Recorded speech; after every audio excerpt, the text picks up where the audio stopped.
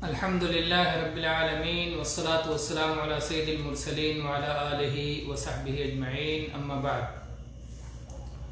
شیخ الاسلام محمد بن عبد الوہاب رحمہ اللہ کی انقلابی کتاب معرکۃ الآراء کتاب التوحید مبارک کتاب ہے، اور اللہ تعالیٰ نے اس کے ذریعے سے اللہ کے بندوں کی ایک بہت بڑی تعداد کو نفع پہنچایا ہے۔ ہم اسی کا درس سلسلہ وار دے رہے ہیں۔ اللہ کے فضل و کرم سے آج ہم پہنچ گئے ہیں اس کے 5ویں باب میں۔ 5واں باب شیخ فرماتے ہیں، یقول الشیخ محمد ابن عبد الوہاب رحمہ اللہ، باب تفسیر التوحید و شہادت اللہ الہ الا اللہ۔ باب اس بات کے بیان میں کہ توحید کی کیا تفسیر ہے اور لا الہ الا اللہ کی شہادت کا کیا مفہوم ہے۔ اس سے پہلے شیخ بار بار ان باتوں کو بیان کر چکے ہیں، لیکن اس میں مزید تاکید ہے، اور اس اعتبار سے بھی کہ آپ نے توحید کا معنی بیان کیا، توحید کے فضائل بیان فرمائے، توحید کی جو ضد ہے شرک اس کے نقصانات بیان فرمائے، توحید کی محبت اور شوق دل میں پیدا کیا، اس کے بعد شرک سے نفرت اور شرک کا خوف دل میں پیدا کیا، اور اس کے بعد میں توحید کی دعوت کا بیان کیا کہ ہماری دعوت توحید کی طرف ہونا چاہیے، اور اس کے دلائل بیان کیے۔ اور اس کے بعد اب یہاں سے شیخ اس کی مزید وضاحت کر رہے ہیں، کیونکہ بہت سارے لوگ اس غلط فہمی کے شکار ہیں کہ توحید کا مطلب یہ ہوتا ہے کہ اللہ کے وجود کو تسلیم کر لیا جائے، یا اللہ کو خالق و رازق مان لیا جائے، صرف اتنے ہی کو توحید سمجھتے ہیں۔ تو یہاں پر یہ باب لا کر یہ بیان کر رہے ہیں کہ یہ سراسر غلط فہمی ہے، اور توحید ربوبیت اصل توحید نہیں بلکہ توحید الوہیت اصل توحید ہے، کہ ہر ایک اللہ کے سوا جن کی بھی عبادت کی جاتی ہے، سب کی عبادت کو ترک کر کے صرف ایک اللہ کی عبادت کی جائے، یہ اصلاً توحید ہے، یہ لا الہ الا اللہ کی شہادت کا صحیح مفہوم ہے، اور یہ اس توحید کی صحیح تفسیر ہے۔ چنانچہ اس سلسلے میں شیخ نے آیت پیش کی قرآن مجید کی، سورہ اسراء کی آیت نمبر 57، جس میں اللہ تبارک و تعالیٰ نے ارشاد فرمایا، اولئک الذین یدعون یبتغون الی ربہم الوسیلۃ ایہم اقرب ویرجون رحمتہ ویخافون عذابہ ان عذاب ربک کان محذورا۔ اولئک الذین یدعون، وہ لوگ جن سے یہ دعا مانگتے ہیں، وہ لوگ جن کی یہ عبادت کرتے ہیں، یبتغون الی ربہم الوسیلہ، وہ تو خود اپنے رب کا قرب تلاش کرتے ہیں، اپنے رب تک پہنچا دینے والے اعمال کر کے اللہ کی نزدیکی چاہتے ہیں، اللہ کی رضا چاہتے ہیں۔ ایہم اقرب، کہ کون کتنا زیادہ اللہ سے قریب ہو جائے، وہ اللہ سے اتنی محبت رکھتے ہیں کہ وہ اللہ کے قریب رہنا چاہتے ہیں، اور قربت میں مقابلہ کرتے ہیں کہ کون زیادہ سے زیادہ قریب ہو جائے۔ وَيَرْجُونَ رَحْمَتَهُ، اور وہ اپنے رب کی رحمتوں کی امید لگاتے ہیں۔ وَيَخَافُونَ عَذَابَهُ، اور وہ اپنے رب کے عذاب سے ڈرتے ہیں۔ إِنَّ عَذَابَ رَبِّكَ كَانَ مَحْذُورًا، آپ کے رب کا عذاب ہے ہی ایسی چیز جس سے ڈرنا چاہیے۔ اگر اس کو ہم اس سے پہلے والی آیت کے ساتھ جوڑ کے دیکھیں تو اس کا مفہوم اور اچھی طرح واضح ہو جائے گا۔ اس سے پہلی یہ سورہ اسراء کی آیت نمبر 57 ہے۔ جب ہم سورہ اسراء کی آیت نمبر 56 پڑھتے ہیں تو اس کا معنی مزید واضح ہو جاتا ہے۔ اللہ تعالیٰ نے فرمایا سورہ اسراء کی آیت نمبر 56 میں، قُلِ ادْعُوا الَّذِينَ زَعَمْتُم مِّن دُونِهِ فَلَا يَمْلِكُونَ كَشْفَ الضُّرِّ عَنكُمْ وَلَا تَحْوِيلًا۔ اے اللہ کے نبی، آپ فرما دیجئے ان لوگوں کے بارے میں جن لوگوں نے اللہ کو چھوڑ کر کے کسی اور کو اپنا معبود بنا رکھا ہے، الذین زعمتم من دونہ، اللہ کے سوا جنہیں تم نے اپنا معبود سمجھ رکھا ہے، فلا یملکون کشف الضر عنکم ولا تحویلا، وہ نہ تمہاری مصیبت کو ٹال سکتے ہیں اور نہ تمہاری مصیبت کو ہٹا سکتے ہیں، نہ تمہاری مصیبت کو ٹال سکتے ہیں اور نہ تمہاری مصیبت کو ایک جگہ سے ہٹا کے دوسری جگہ کر سکتے ہیں، ختم نہیں کر سکتے اور ہٹا بھی نہیں سکتے، ایک جگہ سے دوسری جگہ منتقل بھی نہیں کر سکتے، ان کی کوئی طاقت نہیں ہے۔ جب ان آیات کی ہم تفسیر دیکھنے جاتے ہیں تو مفسرین نے لکھا ہے کہ یہ آیات ان لوگوں کے بارے میں نازل ہوئی ہیں جو عیسیٰ علیہ السلام اور ان کی ماں کی عبادت کیا کرتے تھے، یا عزیر علیہ السلام کی عبادت کیا کرتے تھے، یا فرشتوں کی عبادت کیا کرتے تھے۔ تو اللہ تبارک و تعالیٰ نے اس بات سے سختی سے روکا کہ ان کے یہاں تو کوئی طاقت نہیں ہے، وہ کسی قسم کی مشکل کشائی یا حاجت روائی نہیں کر سکتے، وہ کسی بلا کو ٹال نہیں سکتے، ان کے اندر ایسی کوئی طاقت نہیں ہے۔ تو اس سے معلوم ہوتا ہے کہ جو انبیاء اور صالحین کو پکارا جاتا تھا، انبیاء اور صالحین سے دعا مانگا جاتا تھا، اس کے رد میں یہ آیت ہے۔ تو بہت سارے لوگ یہ سمجھتے ہیں کہ یہ آیات بتوں سے متعلق ہیں، تو یہ آیات بتوں سے متعلق نہیں ہیں، بلکہ یہ ان لوگوں کے خلاف حجت ہیں، یہ ان لوگوں کے خلاف حجت ہیں جو انبیاء اور صالحین سے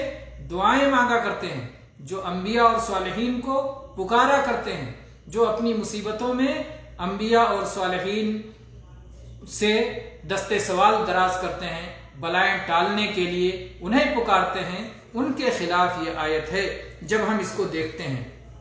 اور جب اللہ تعالیٰ نے یہ بتا دیا کہ وہ تمہاری مصیبت کو ٹال ہی نہیں سکتے، ٹالنا تو بڑی بات ہے، ایک جگہ سے دوسری جگہ بھی ہٹا کے نہیں کر سکتے، تو جب ان کے پاس کوئی طاقت نہیں ہے تو اس سے بڑی حماقت اور نادانی کیا ہوگی کہ انہیں بلایا جائے، انہیں پکارا جائے، ان سے دعا مانگا جائے، جب وہ کام ہی نہیں آ سکتے، جب تمہیں ضرورت ہوگی تو تمہاری مدد نہیں کر سکتے، تو پھر ان کو پکارنے کا کیا فائدہ ہے، ان کی عبادت کرنے کا کیا فائدہ ہے؟ اللہ نے اس کا انکار فرمایا۔ اور پھر اللہ تعالیٰ نے یہاں یہ بھی بتایا، اولئک الذین یدعون، پہلے یہ کہا کہ اللہ کے سوا جن کو تم پکارتے ہو وہ کچھ نہیں کر سکتے، پھر اللہ نے یہ بھی بتایا اولئک الذین یدعون، وہ لوگ جن کو یہ اہل مکہ پکار رہے ہیں، یا عیسیٰ علیہ السلام یا ان کی ماں کو جو پکار رہے ہیں، یا فرشتوں کو پکار رہے ہیں، یا ان جنوں کو، کچھ لوگ جنوں کو پکارا کرتے تھے اہل مکہ میں سے، اور وہ جن بعد میں ایمان والے ہو گئے، تو اللہ تعالیٰ نے آیت نازل کی کہ تم جن جناتوں کو پکار رہے ہو، دعا مانگ رہے ہو، ان کی حالت کیا ہے؟ وہ تو خود اللہ سے محبت کرتے ہیں، وہ تو اللہ سے ڈرتے ہیں، وہ تو اللہ سے امید لگاتے ہو، تم ان سے امید لگائے ہوئے ہو۔ تو یہ انبیاء اور یہ صالحین جن کی لوگ عبادت کرتے ہیں، جنہیں لوگوں نے اپنا معبود بنا رکھا ہے اللہ کو چھوڑ کر، یہ تو اللہ سے ڈرنے والے ہیں۔ ان کی حالت اللہ نے بتائی، یبتغون الی ربہم الوسیلہ، وہ لوگ اپنے رب سے قریب ہونا تلاش کرتے ہیں۔ وسیلہ کہتے ہیں وہ عمل جو اللہ سے قریب کر دے، تو وہ لوگ ایسے اعمال کیا کرتے ہیں جو انہیں اللہ تعالیٰ سے قریب کر دے، اور یہ محبت کا تقاضا ہے۔ جب اللہ سے محبت کرتے ہیں، امام ابن قیم رحمہ اللہ اسی لیے لکھتے ہیں کہ اس آیت میں 3 مقامات کا بیان ہوا ہے، مقام محبت کا اور مقام رجا کا اور مقام خوف کا، یعنی یہ لوگ جن نبیوں کو، جن صالحین کو یہ پکارتے ہیں، ان سے دعا کرتے ہیں، وہ تو موحد لوگ ہیں، وہ تو اللہ سے محبت کرنے والے ہیں، وہ تو اللہ کی بندگی کرنے والے ہیں، اور وہ اللہ سے ڈرنے والے اور اللہ سے امید لگانے والے ہیں، اور یہ لوگ ان کے راستے سے ہٹے ہوئے ہیں، اور اللہ کا عذاب ہے ایسے لوگوں پر جو نیکوں اور صالحین کے راستے سے ہٹ جائیں، اور نیکوں اور صالحین کا راستہ توحید ہے، نیکوں اور صالحین کا راستہ شرک نہیں ہے۔ تو اس آیت سے توحید کا مفہوم بہت اچھی طرح سے واضح ہو گیا کہ اللہ تبارک و تعالیٰ کو چھوڑ کر کسی سے دعا نہیں مانگا جا سکتا ہے، چاہے وہ انبیاء ہوں، چاہے وہ اولیاء ہوں، چاہے وہ صالحین ہوں، چاہے وہ شہداء ہوں، کوئی بھی ہوں، ان سے دعا نہیں مانگا جا سکتا ہے۔ وہ لوگ بھی انبیاء، صالحین، شہداء وہ اللہ سے دعا مانگا کرتے تھے، تو یہی ہمارا بھی طریقہ ہونا چاہیے۔ اس کے بعد میں شیخ نے دوسری آیت ذکر کی ہے، فرمایا وَإِذْ قَالَ إِبْرَاهِيمُ لِأَبِيهِ وَقَوْمِهِ إِنَّنِي بَرَاءٌ مِّمَّا تَعْبُدُونَ إِلَّا الَّذِي فَطَرَنِي فَإِنَّهُ سَيَهْدِينِ وَجَعَلَهَا كَلِمَةً بَاقِيَةً فِي عَقِبِهِ لَعَلَّهُمْ يَرْجِعُونَ۔ یاد کیجئے اس وقت کو جب ابراہیم علیہ السلام نے اپنے والد سے اور اپنی قوم سے کہا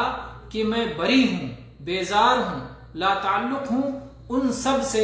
جن کی تم عبادت کرتے ہو، میں سب سے بری ہوں، میرا کوئی تعلق نہیں ان معبودان سے جن کی تم عبادت کرتے ہو،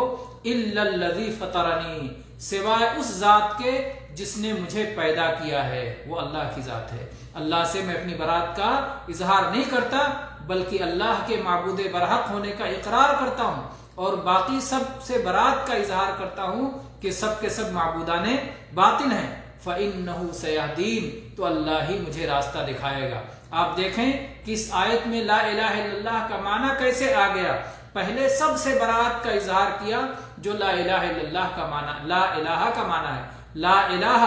میرا کسی جھوٹے معبود سے کوئی تعلق نہیں، الا اللہ، ہاں مگر ایک سچے برحق اللہ سے، برحق معبود اللہ سے میرا تعلق ہے، میں اس کی عبادت کرتا ہوں، میں اسی کی بندگی کرتا ہوں، اس کو چھوڑ کر کسی اور کے در کا بھکاری نہیں ہوں۔ تو جو لا الہ الا اللہ کا معنی ہے اسی کو ابراہیم علیہ السلام نے ان لفظوں میں کہا، اپنی قوم سے کہا، اپنے والد سے کہا، اننی براء مما تعبدون، کہ میں لا تعلق ہوں، میں بیزار ہوں، میں بری ہوں ان سب سے جن کی تم عبادت کرتے ہو، الا الذی فطرنی، الا اللہ، سوائے اس ذات کے جس نے مجھے پیدا کیا، فإنہ سیہدین، وہ مجھے راہ بتائے گا، وجعلها کلمۃ باقیۃ فی عقبہ لعلہم یرجعون، اور اس کلمے کو ابراہیم علیہ السلام نے اپنی نسل میں چھوڑ دیا تاکہ جب جب انہیں بھٹکنے کا خطرہ ہو اس کلمے کی طرف واپس آیا جائے کرے۔ اگر اس کلمے سے ہٹ گئے تو یہ کلمہ باقی ہے، لا الہ الا اللہ، یہ کلمہ توحید، کلمہ ہدایت جو نفی اور اثبات، اقرار اور انکار دو چیزوں پر مشتمل ہے، تو اس کلمے کی طرف رجوع کیا کریں، واپس آ جایا کریں تاکہ انہیں صحیح دین سمجھ میں آئے اور صحیح دین کی اساس سمجھ میں آئے۔ اور صحیح دین کی اساس کیا ہے؟ سارے معبودان باطل کا انکار، معبودان باطل کے مستحق عبادت ہونے کا انکار، اور تنہا ایک ہی اللہ کے مستحق عبادت ہونے کا اقرار۔ تو یہ جب ہم سب کے بطلان کا اقرار کرتے ہیں کہ سب باطل ہیں، سب جھوٹے معبود ہیں، کسی کی عبادت نہیں کی جائے گی، صرف ایک اللہ کی عبادت کی جائے گی، تب ہم گویا توحید کا صحیح طور پر اقرار کرتے ہیں۔ تو یہی اصل توحید ہے جو جس کو سمجھنا ضروری ہے، یہ نہیں کہ اللہ کو پیدا کرنے والا مان لیا، اللہ کو رزق دینے والا مان لیا، اللہ کے وجود کو تسلیم کر لیا تو ہم توحید والے ہو گئے۔ توحید والے تب ہوں گے جب اللہ کے سوا سب کی عبادت کو چھوڑ کر صرف ایک اللہ کی عبادت کریں گے، ڈریں گے تو صرف اللہ سے، امید لگائیں گے تو صرف اللہ سے، سب سے زیادہ محبت کریں گے تو صرف اللہ سے، اور سجدہ کریں گے تو صرف اللہ کو، طواف کریں گے تو صرف اللہ کے گھر کا، نظر و نیاز دیں گے اور مال خرچ کریں تو صرف اللہ کی رضا کے لیے، قربانی کریں تو صرف اللہ کی رضا کی خاطر، اپنا جو عمل کریں صرف اللہ کی رضا کی خاطر کریں، یہ توحید ہے، یہ اصل توحید، توحید عبادت ہے، لا الہ الا اللہ کا جو مفہوم ہے، جس کے لیے انبیاء بھیجے گئے، جس کے لیے کتابیں نازل کی گئیں۔ ورنہ صرف اگر توحید کو یہی سمجھا جائے کہ اللہ پیدا کرنے والا ہے، رزق دینے والا ہے، تو یہ لا الہ الا اللہ کا مفہوم نہیں ہے، اور صرف اتنا مان لینے سے کوئی صاحب توحید نہیں ہوتا۔ ھذا والحمد للہ رب العالمین، وصلی اللہ علی نبینا وسلم۔